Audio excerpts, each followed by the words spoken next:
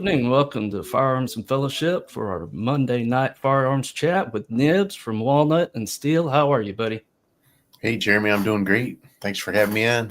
Yeah, good to do it. It's been a couple of weeks, so we're So I can going to adjust talk that so I'm about not clearing off my glasses. tonight. We're going to talk a little bit about some Marlins, and I've got some photos to share from the Texas Gun Collectors Association show. A lot of factory engraved Colts and just some neat stuff from that. So we'll probably plug that in on the tail end of the show. What you been up to, Nibs? Well, this past weekend I went down to Pennsylvania for a air gun collectors show, and that was a lot of fun. I took a bunch of stuff down there and didn't end up selling anything, but I had a great time. Yeah, Had a lot of people recognize me from the channel, and spent all day chatting to people. So that was a lot of fun. How many people you think were there, or how many tables? I'd say there was probably 35 or 40 vendors. Okay. Yeah, it was pretty good. And then probably a couple hundred people filtered through during the course of the day. Yeah. But Nice. I probably had at least a dozen people recognize me from the channel, and That's cool. yeah, That's cool. Yeah, the TGCA show was really spectacular. I think they had 200 tables there, and good crowd, a lot of nice people, and man, some nice guns in there, buddy. I saw a couple that I kind of thought about. I've been wanting a 94 Winchester 94-22 for a while, and there was a couple good looking ones in there, and they were priced right around 900. And that's kind of what they go for, between nine. I actually had a pair of those. I had a 94-22 and a 94-22M, and a couple years ago I had I did a little bit of a sell off, and I sold those, and actually sold them as a pair. Yeah. And, Yeah, I think I'd want the Magnum if I was gonna get a 94. yeah. I also saw there was some really nice Colt 1908s, the 380. And Okay, yeah. I'm sure would like to get my hands on one of those. I've got the 1903. Of course, it's 32. We got some people pouring into the chat. We'll give them a few minutes to get up on in here before we get rolling on some of the stuff we're going to talk about tonight. Ron 2A Matters is in the chat, and J Delta 22. Rimfire Dave. Yeah, Rimfire Dave. Good evening, sir. Good evening. So before we got on, I'd asked Nibs if he had the Marlin Brophy book, which if you want a good reference book on Marlins, this is a really good place to start. This is not one of the original prints. It's actually they did kind of a cheap job on it. The binding is terrible on it, but it was like $50, or somewhere in that ballpark. You'd probably be better off to buy a used one, a good conditioned used one. Yeah. But that's a great reference material to have. Now, when I was in Denton for the TGCA show, I jumped in. I think Hillbilly's live stream that y'all were doing that night. What's that? Remember. It was either Hillbilly or Kentucky Rimfire. Anyway, somebody on there was talking about the Model 60. Yeah. And I'd made the comment that the Model 60, the Marlin Model 60, didn't really come out until 1983, and everybody kind of had a laugh about that. Let me pull up. Well, so that's interesting that you say that, because before you pull that up, I thought, so I've got a Marlin 25 that we're going to show tonight and talk about that, and I thought the Marlin 25 came out earlier than that too. But what I found was it was a Glenfield 25 until 1982, and then in 1983 it switched over to being a Marlin. Yeah, yeah. So when I said the Marlin Model 60, I meant that specifically. Now, let me get. Yeah, before that it was a Glenfield. Oh, wrong one. Hold on here. Yeah. So in 60, they started out as the Marlin 60G. Okay. And that kind of matters. I mean, like if I say I have a Marlin 99, a 99 is different from a 99 M1, right? Yeah, or an 1899. Yeah. And Wow. in I think it's 69. Let me get this over Weren't here. they all Glenfields before? Yeah. Here, I'll pull up. This is a good article on M. Carbo. And I think he kind of outlines it the best. So in 1960, they came out with the Marlin Glenfield Model 60 based on the 99 platform, which we've talked about that on my channel. The 99 is the granddaddy of the Model 60. It's the same action, just had a longer barrel and walnut stock. So yeah, it says here the initial models had Marlin Model 60G, and later in the 60s, it was changed to Marlin Glenfield Model 60. But it wasn't until 83 that they did away with the Glenfield naming and just called it the Marlin 60. So that just to kind of clarify, that's that's what I was talking about. And in Brophy's book, he makes a distinction between the Glenfield series, the Glenfield years, and the Marlin years. So, yeah, I find that interesting. I just think the designations on them are kind of important because it's going to tell you, what era it was from, and Sure. I think don't think they put the grooved tip-off receiver on there until it became a Marlin, and they did away with, I think, walnut stock. And so something to look into. It's just one of those little, Yeah. So the two Model 60s that I was telling you about that I have that I just recently got, they're both Glenfields. They're both from 1978. They're almost sequential serial numbers. They're only a couple. They're not even 100 digits apart, but they have two different stocks. One of them's got the squirrel stock, and one of them's got the what's a gopher or whatever on the other one. yeah. But yeah, they're less than 100 serial numbers apart. But Well, a lot of those Glenfields, the early Glenfields were sold in department stores, Sears and places probably like that. Montgomery Wards or whatever. Right. But I was going with is those two were made in 1978. They're definitely marked as Glenfields, and neither one of them say Marlin on it anywhere. Yeah. I think the vast majority of them are marked just Glenfield. But it's one of those things. Marlin Model 60 is so ingrained in our brains that you don't really think about the fact that I think what they were doing really was they came out with the Glenfield line to differentiate it from the 99, because they had the 99 for I guess probably up until like the 80s. I'd have to look to see exactly. So yeah, just a little interesting. Like I say, the M. Carbo article here kind of explains it the best. I had a Glenfield Model 20 as well, and that was a neat little rifle. I sold that to a local friend for his son to use. Yeah, I think there was.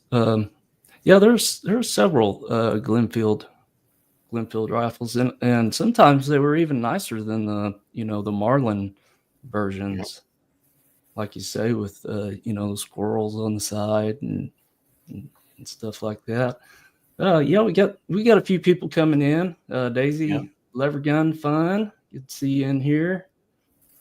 Kurt says Cyclone here.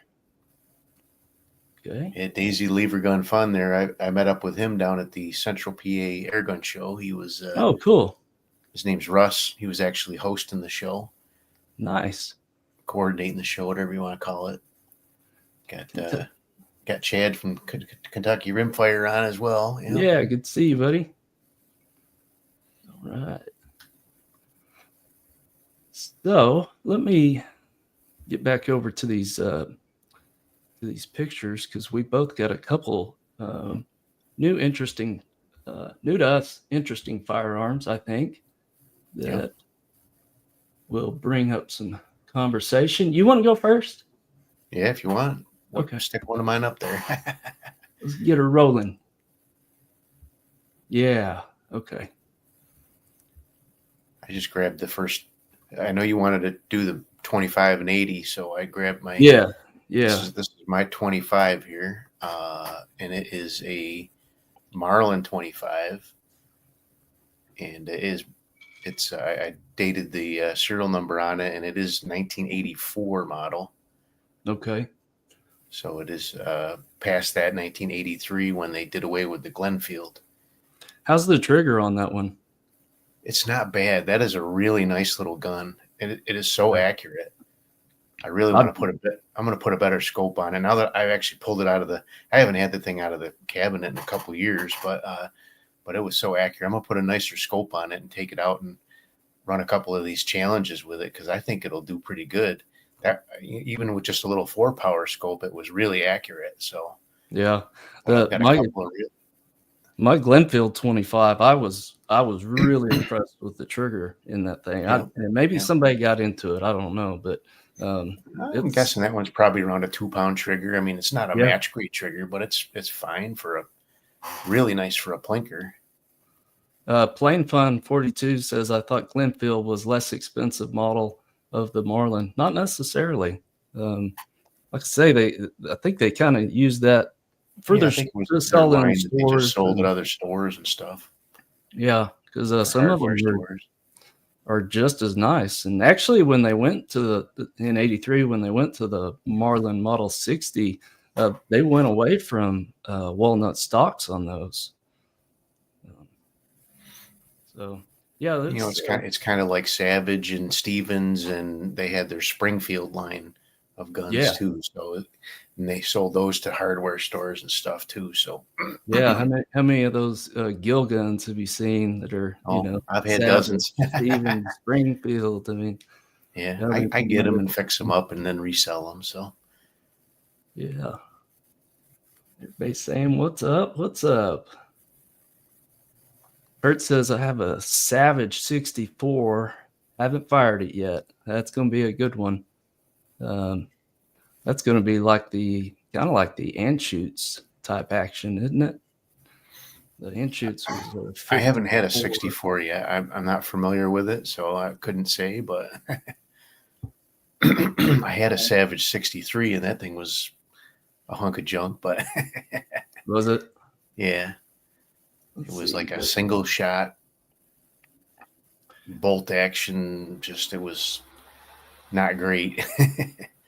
And every time you cock the bolt open, it would set the safety, and then you drop a round in there and close it, and then you'd have to flip the safety off anyway. That's like the old Remington Target Masters. They're that way. They auto safe on you, and invariably you forget to turn it off. Yeah, it was not great. And booms in the house. All aluminum receiver, I think, or really chintzy. Now, one thing about these 25s is that magazine. It's got the built-in magazine release, and they're kind of pricey to replace. And the other issue with them, and let me pull up a picture of. I've got a picture of the magazines here so that people can see what we're talking about. So Kurt says it's a semi-auto 10-shot magazine. Is that the Model 64 he's talking about? Yes, I think so. So here's the magazine. The one Yeah. on the left is from the Model 80, which that came out in 1934 or 5. Okay. That was Marlin's first clip-fed bolt-action gun, and we'll look at one here in a minute. But you can see the magazine follower on it is steel. Yeah. Now the one in the middle is from my Glenfield 25, and you can see there that the follower is plastic and it's broken Yeah. off. Yeah. It'll still shoot the first 7 rounds, but then the last one gets jammed up in there and it won't Oh boy. fire. Now the one in the middle, to replace one of those, they're probably $45. Oh really? Yeah, but if you want one with the metal follower, you're gonna get up 75, maybe even $100. So when I saw that 80 sitting there, I knew it was gonna have that magazine in there, and for $150, it was worth buying the rifle and having the magazine. And then the one on the far right is from the later version. They incorporated the magazine release into the rifle, like on the Model 9. So that one's still from a 25? Do what? That one's still from a 25? The one on the right's from a 925. So it's Okay. a later gun. Yeah. I wasn't familiar with that one. Yeah. So guys in the chat, what do y'all think about the Marlin Glenfield 25? Have y'all messed around with those any? I think they're a good rifle for the money. You can pick a pretty nice one up for a couple $100. And like I say, the trigger in mine is really good. Plain Fun 42 says, my first gun was a Glenfield Model 25. There you go.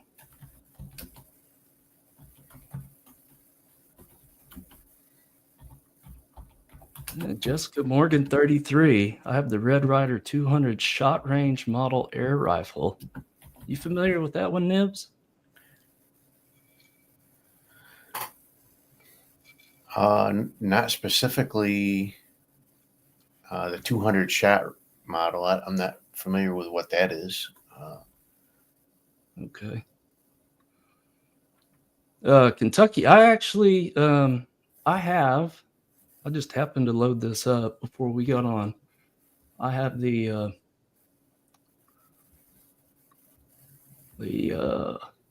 Oh, okay. Todd was asking what range do I shoot at, and Todd, that's Bridgeport Rod and Gun Club. I actually typed it out, asked him what he was referring to, but then he clarified before I got a chance to finish in my side chat over here. Here you go, Kentucky. You can look it up on here. I'll just kind of leave this up here for a minute so you can take a peek at it, but you should be able to date your 60 off of that. And also, they went away with the barrel band on the later guns. I think in 83 that they went away with it and added the tip-off scope grooves on the receiver. So Todd, so Bridgeport Rod and Gun Club is technically in the town of Cicero. I don't know if that's what he's referring to, but Todd Simonson. Okay. GC Kurt said it's a semi-auto 10-shot mag. Yeah, the 64. Yeah. Todd, hi all. Love these live streams. Good, man. I'm glad you enjoy them. We have a good time. Kentucky says, I want a Marlin Model 25. That was my first rifle, and it got damaged in a house fire. My dad fixed it back for me back then. Someone stole 12 guns from me, that being one of them. Man, I hate to hear that. I always like to hear when people get on and say, I've still got my first rifle, and maybe their dad handed it down to them or their grandpa. I remember hearing Chad mentioning that theft there in another live stream we were on a while back. That's kind of a bummer. I've had a couple of guns get stolen too, so Yeah. I've been fortunate. so that Marlin that I have, that 25, it's got just a little 4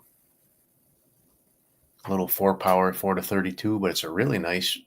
It's one of those, they were a lot of those scopes with the Japan glass back in the 70s were just really nice and clear and Yeah. Yeah. real fine crosshairs, so real easy to aim and shoot. And Well, now I was at the TGCA show. George, our buddy George, he found a old Glenfield 4-power scope, new okay, in the box, made in Japan. He yeah. picked it up for me and gave it to me, which was that was nice to do. Kentucky, were you able to get what you needed off of that list there? Let me know. He said his was after the banded front sight. Okay. Yeah, there's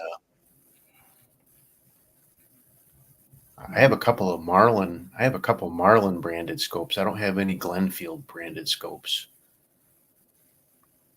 oh, okay. Yeah, let me close this out for a second and get us back to where we was. Let me pull up that 80 so people can see that, and then we'll move on to your other ones there. Yeah, while you're doing that, I had one, and I sold it a couple years ago. It was a Sears Ranger Model 36, Okay. which was actually a Model 80 that was rebranded for Sears, and there was a specific option that you could get for that gun that was you could only get it for the Sears Ranger. And it actually was a peep sight that was actually bolted to the back of the bolt. Oh, So really? when you lifted up the handle and pulled the bolt back, the peep sight came back with it too. That's wild. I wish I Yeah, kept that one, but Kentucky, if you want, man, I can email you that link, and you can look it up. I think he said he's working out of town. Yeah. Okay. Todd says that could be the club I've been to.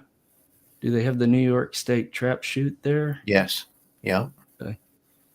Yeah. That's one of the biggest trap places in New York State, I believe. They've got, I think, 40 some trap houses at that. Wow. It's actually two different organizations that share the property. The Bridgeport Rod and Gun Club's one, and then the New York State, they call it the New York State Home Grounds. It's like the New York State Trap Association for statewide. And Bridgeport does some trap events, and they'll use the entire property for their events. And the New York State Home Grounds will use the entire property for their events too. But where the road comes in down the middle is where it splits off. To one side is Bridgeport, and the other side's the New York State Trap Association. But I think there's 35 or 40 trap houses total. Wow. When they've got the big events going, it sounds like World War III down there. So here in this photo, the top rifle is a Marlin 925. So that's a later gun after they had made the change with the magazine. The one right below it is the Model 80. There were a lot of variations of the Model 80. They had tube fed and magazine fed, but there was like a C and a D and etc. Just the straight 80 was only made for 4 years. I think it was 35 to 39. And below that is the Glenfield Model 25, which has been a fantastic rifle for me. And then below that is a Marlin 783. That's a Magnum. But you don't see tube-fed Magnums that often. Mossberg made a bunch of them, but Yeah. Let's see here. have you ever had a Model 81? No, I haven't. So the only difference is the 81 is a tube feed, Okay. where the 80 is a box mag fed. I've had a couple of 81s too. I had an 81 DL, which had a factory peep sight that's bolted to the side of the Marlin peeps, or the Marlin peep sight would be bolted to the side of the receiver, where that Sears Ranger peep sight was literally screwed onto the back of the bolt. I thought that was the oddest thing in the world. It just, every time you lifted the handle, the peep sight Yeah, would come back with it too. that is kind of bizarre. Milsurp did a video on the Model 80, I think like a year ago. So that's a good video to go watch if you want to get a real close look at one. Hey, Chris is on. Hi, Chris. Yeah. Hey, Chris. Good to see you, man. Good to see you. Mike Durham. Hey, from New Mexico. Okay. What part of New Mexico? We used to vacation over there growing up. We would ski Angel Fire almost every year and sometimes run over there to Taos. I love that Boomstick area. says he has an 81 with the peep sight. So Todd Simonson was asking a question for both of us. Do you guys hunt with your rimfires, or do you both just shoot targets with them? I've done both. I've done both. I mostly target shoot. Yeah, I haven't hunted in years really, but I used to hunt a lot, rabbits and squirrels, and I mean, I grouse. live out in the country. I could kill all the rabbits I wanted, and Right. all the squirrels I wanted, and all that. But no, I don't. I've become old and soft, and I don't want to kill any animals. So I'm kind of the same way. But I enjoy target shooting, and I enjoy just collecting and learning about rifles. Like when I brought this Model 80 home, I mean, that set me off on a journey to learn about them and look Oh, at yeah. it. And it's incredible that design has basically remained the same all these years. I mean, they've made some small changes to it, but I mean, they were using the same magazine up until I guess like the 80s, same magazine design. Pretty much, yeah. I mean, I'm not sure that those steel and plastic magazines that you showed there, I'm not sure that they'll interchange really well. I've The found that they don't. That 80 will go into the 25. I haven't shot with it yet, but it fits in there and locks Okay. in. So I'll Yeah, have to report back on that. I'm I don't hoping remember which way they don't work, but I know that they didn't interchange very well. the I know that. 25 doesn't seat into the Model 80 right. It'll Okay. go up in there, but it doesn't lock in quite right. So I'm hoping that the other way will work, though. So And does your Model 25 magazine do the last round hold open? Because mine does. The magazine follower and the magazine sticks up high enough that you can't close the bolt after the last round is ejected. I'm not sure. I think you can. Yeah, you can close the bolt on it. Okay. I don't know if it's just the magazine.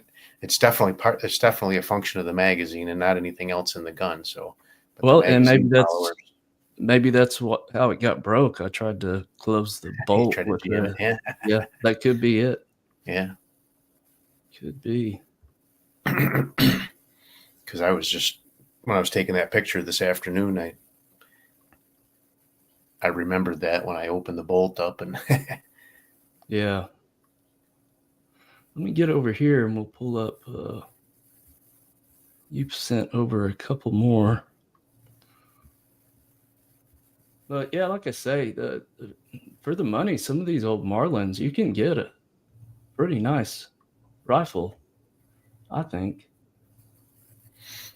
so I didn't take a picture of it, but I've got a Marlin 2000L, which is a laminate stock huge heavy barrel target gun that they came out with.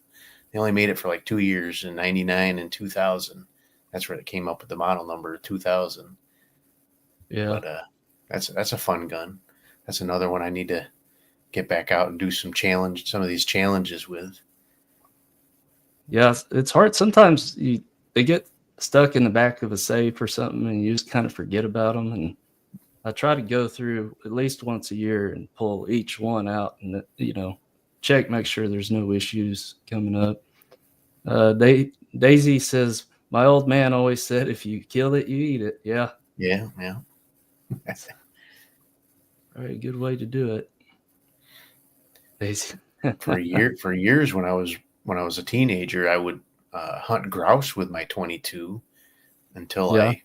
somebody told me that was illegal, and then I stopped doing it. In New York State, you can't hunt turkey with anything but a shotgun, and you can't hunt basically any kind of bird. You can't hunt any kind of bird with anything but a shotgun.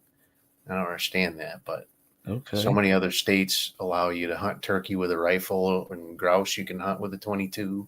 I wonder if that has to do with lead. They don't want you shooting birds with lead in case they. Well, I mean, you can use do lead. that. You can use lead bird shot to hunt them with. Do but they let you use lead shot up there? Oh yeah. The only thing we have to use non-lead shot for is waterfowl, ducks Right. and geese. Yeah. But Okay. any other birds we can still use lead shot. Boone wants to know, Daisy, does that include skunks? Absolutely. It Okay. tastes great as long as you put that pin on your nose. Enough hot sauce. Yeah, I don't know about that. So Boom's asking me if I picked up a Noble. I've got a couple Nobles still in my collection. I've had several others as well. I had a 235, which is a pump action, and I sold that one. But I still have a 33A, which is a pump action with a 10-ite stock, and that's pretty cool. Oh, And then yeah. I've got a lever action one, and I'm struggling to remember the model number of it off the top of my head, but I know that's a Noble as well. It'll come to you. Yeah. Oh, hey, we got Pix in the house. He joined me and Clifford last night. So good to see you back, buddy. All right, I'm gonna pull this one up. What do you got going? This is that breech loader you were telling me about. Completely unrelated to Marlin, I think, anyway. But so this one's got some pretty cool history. I did a shooting video with it. I haven't done a full deep dive history video with it yet. But so this is a gun. It's a 22 rimfire made by a fella named George P. Gunn. And he has a pretty significant history in the late 1800s with a fella named Haviland. So he formed a company called Haviland and Gunn, and they made air rifles for several years.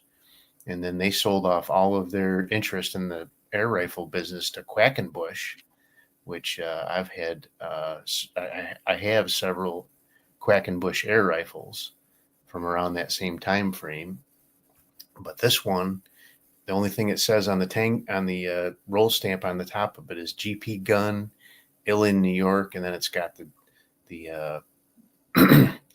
what do you call it, patent information on there. So, but the only thing I've shot out of it is 22 shorts, CB shorts, the CCI CB shorts.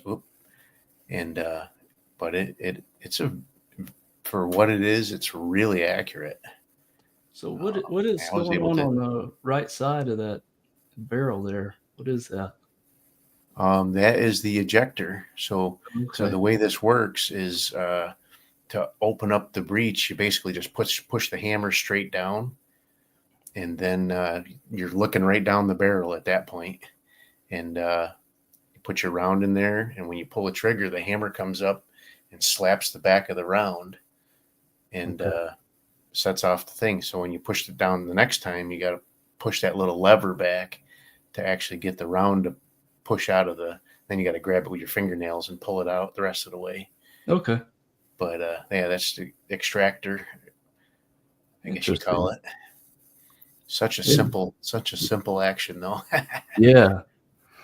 I wouldn't dare shoot anything but those CB shorts out of it though. I don't think it's just there's just nothing holding that. Really, nothing holding that hammer against Right. that face except for a little spring. So Huh. use anything with too much pressure, it's going to blow that thing back into your face. Right. Boom says, I heard rumors of a Noble semi-auto 22. I have never seen one of those. I can't say I have either. Robin Parker says George Patton the combo rifle. I've read that too. And he sold his interest in the combo rifle to Quackenbush as well, which I have that Quackenbush number 5, which will shoot. It's an air rifle that'll shoot 22 pellets, and it will also shoot 22 shorts. Oh, It's really? got a little piece in the stock. If you're interested, I did a really deep dive video on that one showing me shooting air pellet gun pellets out of it, and then right on camera I took it's got a little piece, got a little trap door in the stock. You flip that open and dump it out, and there's a little metal piece in there. You take the breech seal off the gun and put that metal piece in place of the breech seal, and now that acts as a firing pin. Every Okay. time the piston comes forward, instead of pushing air down the barrel, it slaps into that piece of metal and sets off the 22 rimfire primer. Huh. I'll have to go look.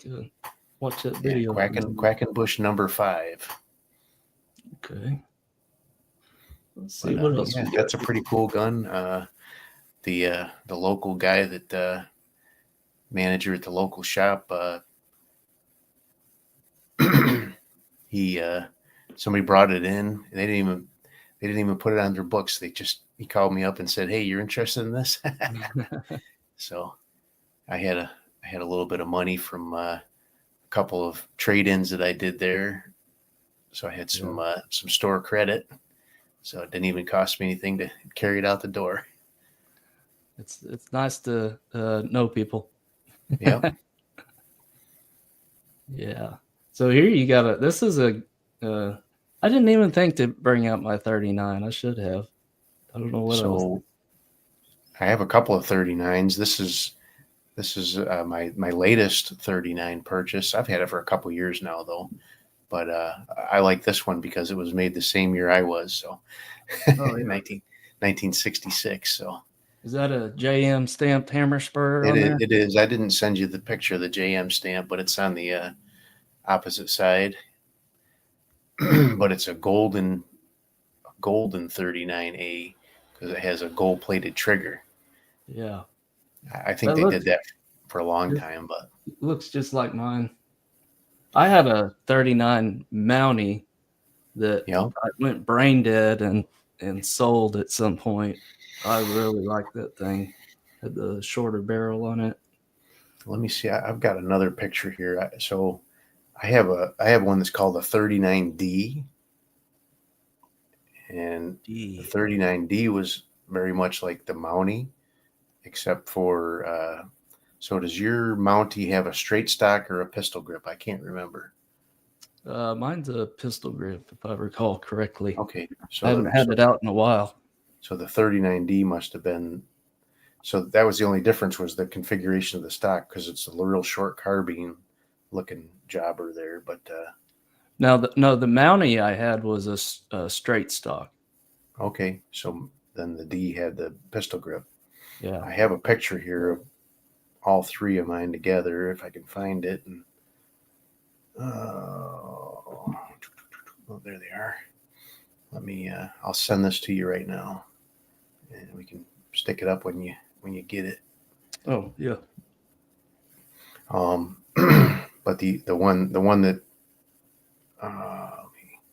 so the one that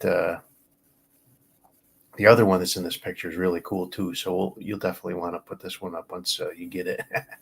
Okay. It'll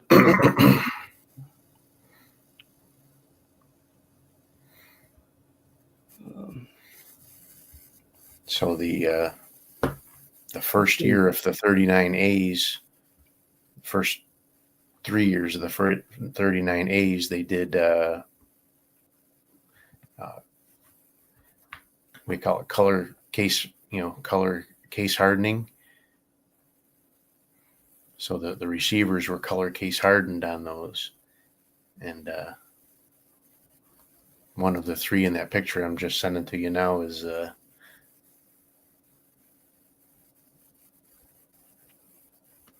Okay.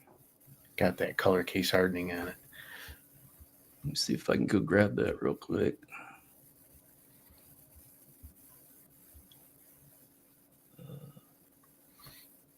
Talk amongst yourselves.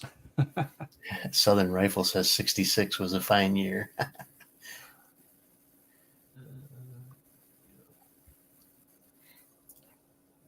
So this weekend, while I was down at the airgun show, I picked up a Walther LP53 target pistol, which was Walther's first adventure into a target pistol. And they made them for many years, but the one that I picked up coincidentally was a 1966 version as well. Oh, really? Yeah.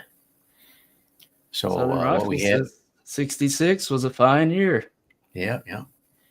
So that one on the the one on the right hand side is the one we were already looking at, and then the one next to it in the middle is the color case hardened version. That's really nice. Yeah, that is.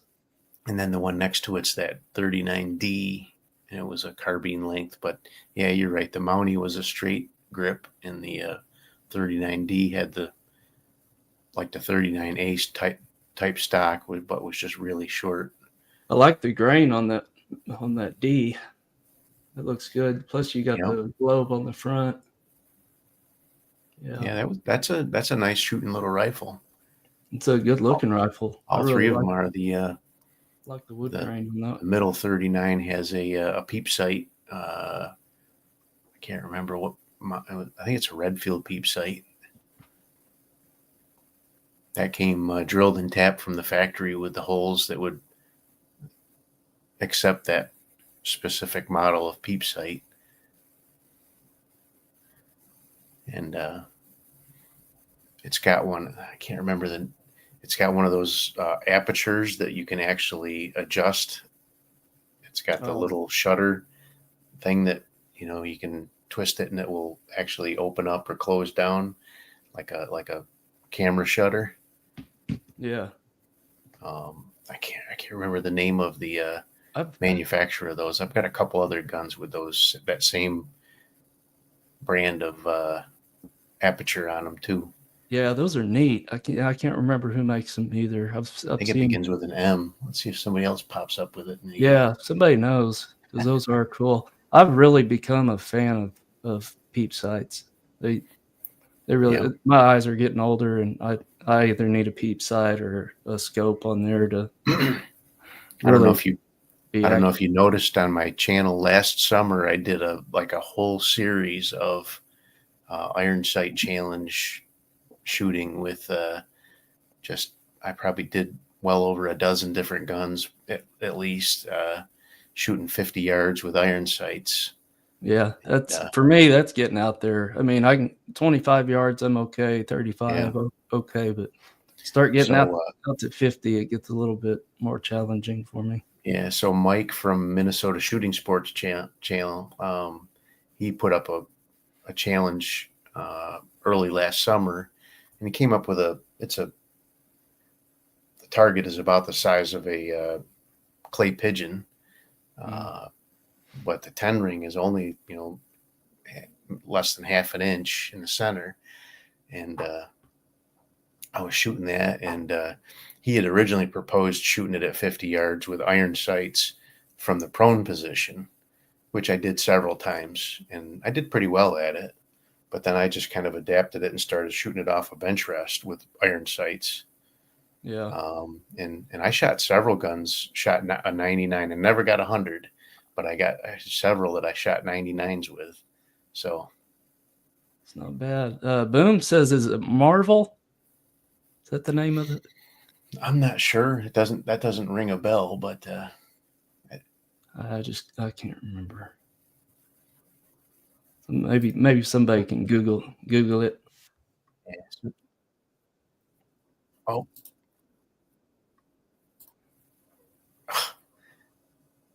Oh, good evening, Chad. Thanks for joining us. All right, let me close this back out, and I've got some other stuff to. You got your magazine from TGCA, didn't you? I did, but it's out in my garage. What'd you think about it? Have you read through it yet? That's awesome. Yeah. Yeah, they do. That's some nice photography. Yeah, it really is. And if you join TGCA this year, not only do you get the 2 magazines, but you get this big annual. And man, you talk about some nice pictures in there. A lot of factory engraved Colts and stuff like that in here. Really nice thick book. I mean, that thing's probably worth $60 itself. Yeah, I can't imagine how they even produce those 2 magazines with the quality of printing they have to do with that. I know. Well, money. I think they partnered up with Rock Island on that. Okay. The majority of the pictures in there, I think like 90% were taken by Rock Island. They've got some big time collectors in that group, man. Yeah. I'm going to pull up some of these pictures from the show just so you guys can get a feel for what it's like there.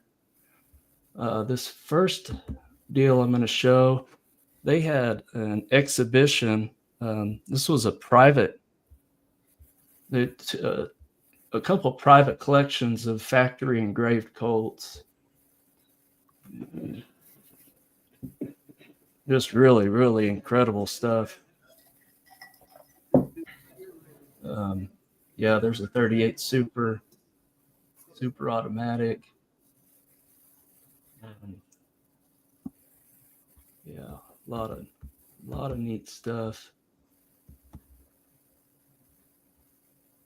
And some of these you're not going to see anywhere else because these guys only bring them out for the Texas Gun Collectors Association show. One of the local shops that I go into frequently has a Colt single action army that is in a presentation case with multiple versions of grips inside, custom set inside the case. And they actually have a book and some documentation that show that gun was actually owned by Al Capone. Oh, really? Yeah. Here's another one. And it's a custom factory engraved Colt single action army. Even for me, even if all kinds of good stuff in there. Knives. A lot of lever actions. They also have a Walther P38 that has a few other pieces that come with it, but it has documentation that show that specific P38 was presented by Adolf Hitler to the person who sold it to the gun store. Oh, wow. As he actually earned I think it's called the Bronze Cross or Bronze Star or whatever. It's like the German equivalent of the Navy, the Medal of Honor. Mm-hmm. He won that and got awarded that pistol. Not that I think the Nazis were, anything great, but right. The history of it's pretty cool. They have pictures of him being presented that gun and everything, and he actually got the medal and everything with it as well. They want like $38,000 for it, but oh yeah. there was some Colts in this show that were in the tens of thousands. there was one guy that was working 4 of the cases, and his job is he's a curator for 3 private collectors. So Wow. he takes care of 3 private collections. They'll call him up and say, hey, we need you to go to such and such in France or, wherever, anywhere in the world. And he Wow. hops on a private jet and flies over there and buys it and brings it back and puts it in the collection. Just unbelievable. Unbelievable. There was some curious, I forget what they call those little circle pistol, a palm pistol. Yeah. Those are kind of neat. I've seen a couple videos on those before. If you look down in the lower left part of that case, that's I think they call those knuckle busters. Yeah. Yeah, some nice Remingtons there and a couple Winchesters. There just wasn't any junk at this show. I mean, No. there's no ARs or anything like that. But I just want people to kind of see what you would see at a show like that. This is a group that's really kind of a collector group, and yeah, a lot of fun stuff. There's some 1908s. That's Mike Baker's table. Some of his stuff. He collects the C prefix 1911s, but he had some of those 1908s there. Oh, look at that. I think that was one of my favorites at the show. Just the work that went into those. Really something. Oh. So the C prefix ones were civilian models, right? Right. Yeah. And I guess there was a weird time in there where some of the C prefix had to go be used for the war, and then vice versa. They took some of the military models and sold them to the civilians. Hmm. And I can't remember which one it is that people, I think it might have been the military ones that were sold to civilians that are less common. And so naturally people kind of look for those. There's our buddy George's table and his wife, Miss Myra. And that's the rifle scope he bought me in that little box back there. So I have a C prefix 1911. It was made in 1922. Oh, yeah? Yeah. It's not engraved or anything, but yeah. It's in pretty nice shape for a 103-year-old pistol, but I really like this one too. I thought it was pretty nice. Now, It's amazing that they're able to keep them in such good shape. Is that actual bluing, or is that? Yeah, it almost looks like one of the airweight models. I don't know what model Colt that is. I can't. It says Colt Detective, so yeah, that would have been special. That would have been a steal. That would have been a steal. Yeah, that's real. There isn't a part on that gun that's not engraved though. Yeah, except the hammer. Yeah, it was a good time. That's they hold that in Denton, Texas, at the Embassy Suite. So nice accommodations, and we had a really good time. A lot of good people there, and it's a nice place to get to know people and learn. How those guys are. They'll talk to you till your ears bleed if you get into their wheelhouse. Yeah. It's the way it was down at that airgun show too. So yeah. Rimfire Dave says good night. Good stuff. Thanks for joining us, man. Glad to have you. Boom says Nibs has way too many ARs. I have 0. We talked a little bit about. I've had some people wanting to, they bring it up every once in a while. Do you have any ARs or anything? So I brought out a few that I had. I just don't shoot them that often. Normally, when I have time to get out and shoot, there's a a 22 or something that I want to mess around with. And plus, I do have some neighbors out here in the country, and you get into 223, 556, they get a little bit louder. I try to Yeah. Oh, yeah. make, 22s make some noise, but it's not that bad. So If you shoot CB shorts out of them, they don't. yeah. Then those little Calibres. The Calibres. CCI CB shorts are like super quiet. Yeah, they are. I have a Remington Model 41P that has a 28-inch barrel, and that thing That's sounds right. like a puff of wind coming out of it.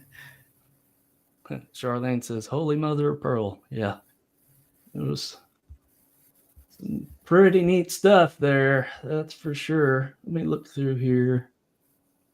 See if there's. So I sent you a couple more pictures that I don't know if you wanted to, if we could talk about those. Kind of it's an air gun story, but it's kind of interesting nonetheless. That was that one I was telling you about that was from 1966. Oh, okay. Yeah, it takes me just a second to get them over to where they need to go.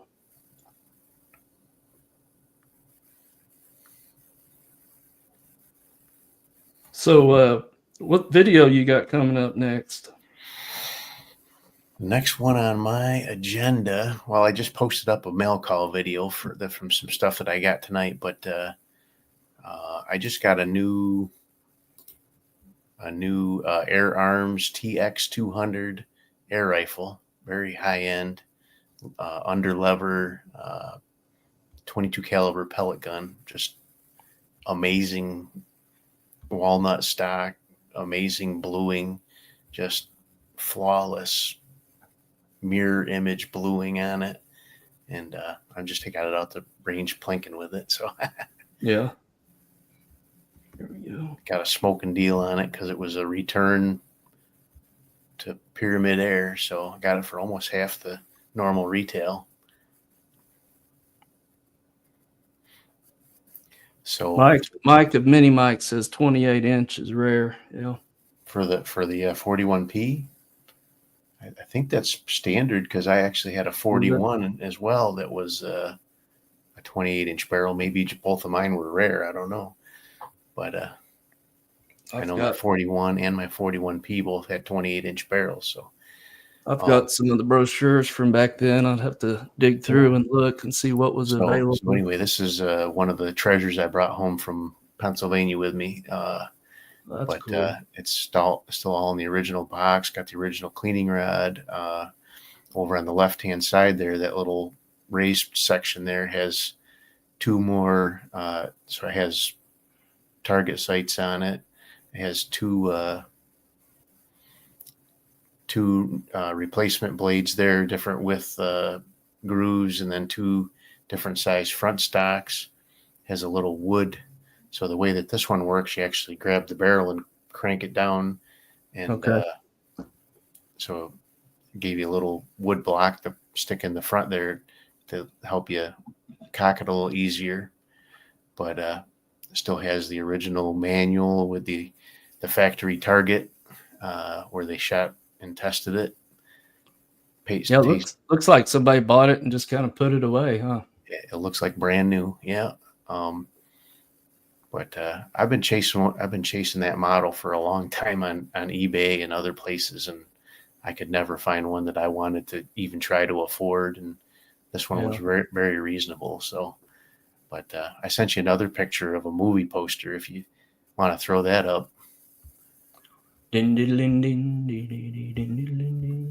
Because that's where this one actually got really popular. The From Russia with Love there. Oh, yeah. Okay. So you can see Sean Connery's holding that same pistol right there.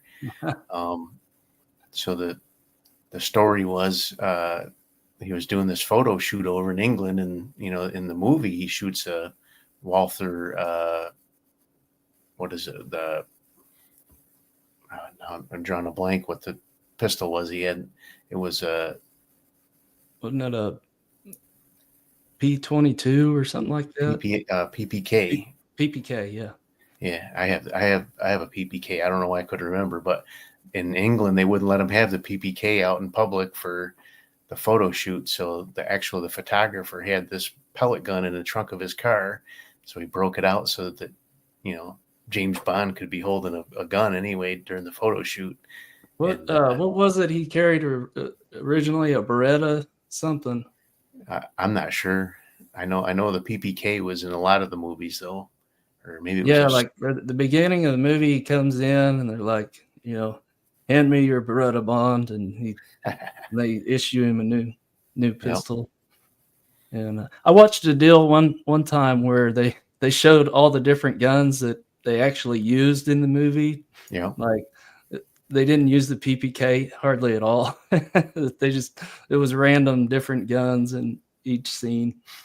They weren't real particular about making sure it was accurate, I guess. But And then I have a PPKS. That's what I have too. Yeah. They're a little bit bigger. Yeah, they're a little longer. And the reason is because of the Gun Control Act of 1968. Yeah. They had to change the design a little bit to get around to skirt those rules. Yeah, so it wouldn't be a Saturday night special. Right. Yeah. Yeah. So the other interesting thing about that pistol there, that one was the original Walther. I also have one that was there you go. I also have one that was made in Poland. It was a copy of this. The Polish made a copy of this in the 70s. And I have that one too. It's called a Predom Lusnik. So I had to have one of those. Boom says with a 28-inch barrel, you're already halfway to the target. Yeah. It's funny because I shoot a Supermatic Citation for my target pistol for Bullseye League, and I'm shooting a 10-inch barrel on that, and everybody tells me I'm cheating because I'm halfway to the target with the 10-inch barrel. Everybody else has got a little 6 or 4-inch barrel on their pistol, and I'm shooting a pistol with a 10-inch barrel on it. And yeah. Mike says he's got a 36-inch Stevens single shot. Wow. I've never seen anything that long except for on a shotgun. I haven't even seen a shotgun that long, I don't think. Yeah, a lot of the old goose barrels were 36 inches. They had some goose. They call them goose guns. Oh yeah. Yeah, showing off. It is a shotgun. Yeah. Oh, okay. Cool. But yeah, that's kind of what I wanted to talk about tonight. Was a little bit of the Marlin stuff, kind of clear up the Model 60 deal, because I don't think a lot of people realize that the Model 60 it hasn't been around that long, but the Marlin Model 60, right? There was a Marlin 60G, which came out first, and then it switched to the Marlin Glenfield 60, and then of course there's just straight Glenfield 60s out there too. But I wish I could take that picture of my 60 that have you throw up. Yeah, one I have was made in 1978, and that one doesn't say Marlin anywhere on it. Oh, really? Yeah. So it might have been one of the box stores or something. Yeah. That one's got the squirrel on the stock. Yeah. I've also got one that's got the gopher, I think, is the other one. I saw one the other day. It's actually at the local shop, and I've been thinking about getting it. It's a 6080, a Marlin 6080. It says limited edition on it, and I haven't looked in the Brophy book. I don't recall seeing it in there, but is there anything noticeably different about it, or no, not really. I think maybe he had a medallion on the side of some sort. But yeah, I had never seen a Marlin Model 6080. No, it's a new one for me. I'll try to take some pictures of it the next time I'm down there, just so next time we're chatting, we can look at it. And What's Mike saying I have the prototype of? Mike's saying I have the prototype of something. I don't know. What is it?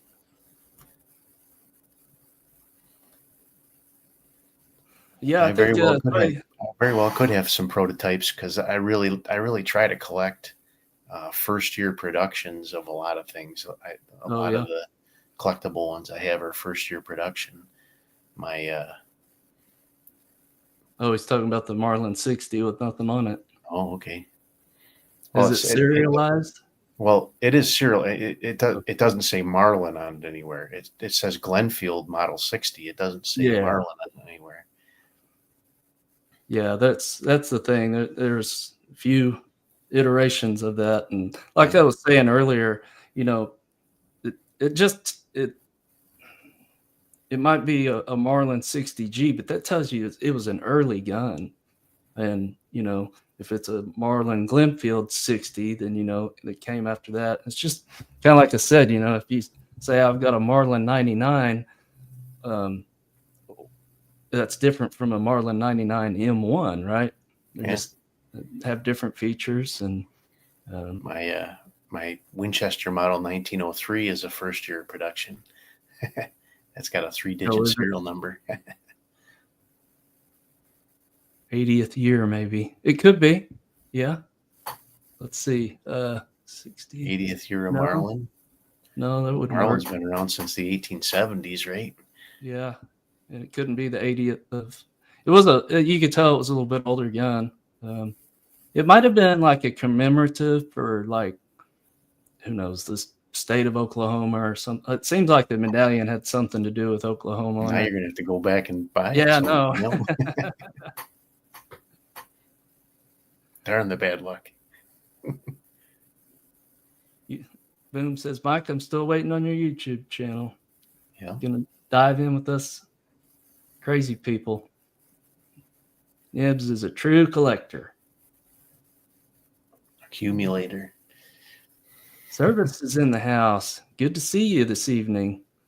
We just recently joined each other's channel, so I haven't had a chance to get over there and watch anything yet, but I'm gonna make a point to do that tonight.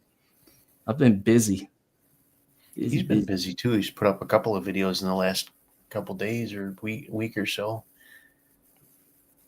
Shooting, I think he was shooting some 25s, if I remember right. Oh yeah, yeah, a couple different ones. Mike says it will come. Good deal. Good deal. Well, Nibs, I think we could probably wrap this one up. Yeah. Appreciate the time. Sorry we're bouncing out on your service since you just got here. But go back and watch. We talked about a bunch of Marlin stuff to start with, and showed a lot of the pistols and stuff from TGCA. Let me go ahead and throw their banner up here real quick, because in case anybody wants to join them, you don't have to be you don't have to live in Texas to join TGCA. There's collectors from all over the world. Might give me a reason to move down there, though. Yeah. Well, I put up the wrong one. Let me see. Maybe this one is right, or this one. Anyway, it's tgca.org. You can sign up over there. It's $60 a year. You get 2 really nice magazines every year, and if you sign up this year, you get this annual. And this thing is just chock full of beautiful, beautiful pictures of old engraved Colts. They teamed up with Rock Island and got photos of some really nice collections in there. It makes a good coffee table book. And one other thing I want to show you guys is these belts, Groove Life, or the Groove Belt. I've been wearing one of these for about a year now, and man, this is the only belt I want to wear. I'm not sponsored by them or anything. I just think it's such a good belt. Is that one of those ones that's a magnetic buckle? Yeah, it's got the magnetic buckle on it, like that. Yeah. So it's real easy to get on and off. But the thing about it is that it's got some stretch in it, so it's really comfortable, and it's stiff enough though that you can carry a pistol on it. It doesn't sag down, so it's not. Some of those gun belts are just real stiff and they're not comfortable. But yeah, this groove belt, I highly recommend checking them out. My brother bought one just recently, and I had told him about it a while back, and he called me up and he's like, "Man, you were right." I'll have to look it up. Groove belt, huh? Yeah. Thomas J saying hi from his break room at work. So to say. Oh yeah, right on. That's what I always used to do. But eat my lunch and listen to a podcast or watch a show or something. Yeah. So what's our next one going to be on? What do you want to talk about next week? We've been threatening to talk about those Mossbergs. We want to bring a couple Mossbergs out. I've got the Sure. M You want to limit Mossberg. it to a specific genre of Mossbergs? I've got two. Well, feeds. I've only got two right now. I've got that T-Bolt and that 46M. Yeah. So Those are nice. You want to grab a couple of yours and we can kind of go over those. And I don't know, I'll if you think of something, or if I think of something, we can flesh it out a little bit. But No, yeah, I that'll think be fun. those And, those are a couple neat ones. Have you found the Damn Guy site on Rimfire Central yet? No, damn guy. DAMGUI. So if you go to Rimfire Central and then search for Damn Guy, you'll find it. It's there used to be a separate website called Damn Guy, and it's just like a complete encyclopedia about all Mossberg rifles. Oh, okay. Starting all the way from the lettered rifles all the way. He stopped in the 60s or 70s. Stopped with the 300 series rifles. But Okay. yeah, Good night, all the J Delta. night, Jay. J Delta. Thursday night, come join us. We're gonna have fellowship on Thursday. So.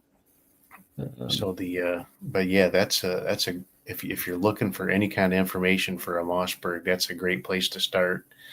He's got patent drawings and exploded diagrams, and Okay.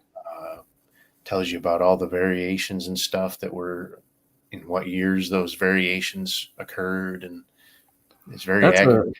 That Rimfire Central, man, there's some guys over there that know their stuff. Yeah. That's a great resource because, yeah, there's some guys they gather all kinds of information on certain rifles like that. So, yeah, I'm sure I've probably seen his stuff. I just don't remember his name specifically, but I'll check out Rimfire Central when I get something new. Yeah, once we get off, I'll copy a link of it and send the link over. But Okay. it's hours and hours of reading if you're into old Mossbergs for sure. Yeah. But even if you're just looking for information on the couple that you have, you'll find out a lot about them just by going there. So. Yeah, if anybody ever wants to share something, maybe if you don't have a channel, but you want to talk about, one of your rifles or something, just email me. Join us at firearmsandfellowship.com. And yeah, you don't have to have a YouTube page to come onto the StreamYard. So yeah. And if maybe if you want to come on, we can visit about doing that. As long as you got a computer with a camera or a phone with a camera. Yeah, that's what part of this is all about. It's just meeting new people and finding people that share interests. And Jamie, lost some comments. we were just talking about fellowship on Thursday night. Jamie's going to be on with me. So I think we're going to talk about Luke 24, kind of dive into Luke a little bit. I've been wanting to do that. I wanted to do it back around Easter, but just didn't. Now, what time do you do that normally? I think we're going to do 7 Central. Okay. Or no, I think I said 6. What did I say? Thursday Jamie? night's the night I try to sneak off to the range and get some stuff done. So Oh, is it? Well, I Yeah. mean, we could maybe make it a little bit later if it. well, if I get back, it's about 8 o'clock when it's starting to get dark. So Yeah. I think I told him 6 o'clock my time, so 7 y'all's time. I can't do like some of these guys that start their show at 9 o'clock. I'm ready to be in the recliner. yeah, no, that's why it's tough for me. Some of these other guys, do them all week long at 10 p.m. and stuff. But Yeah. I try to jump on the Hillbilly Up one at 10 o'clock, but that's still tough. I got to get up for church in the morning. And Yeah, that's those late ones. I might get in the chat room and if I don't get a good night's sleep, my Annoy bass is going to be people. dragging. all Okay, right, and then- buddy. Yep. Well, I'll chat with you during the week about next week or see what we're going to do. yeah, Jamie says he has 7 Eastern, so we'll just kind of coordinate and figure Well, out. send me the best link. time. I'll pop in late if I get back early enough. I think Jose over at J Delta might swing in too. So that'd be a good group. 4 of us. I think that'd be plenty. So. All right, fellas and fellettes, if you're out there, I know there's a few of you gals out there hanging out. So we appreciate all of you. God bless you and your families, and we love you. Bye. See ya.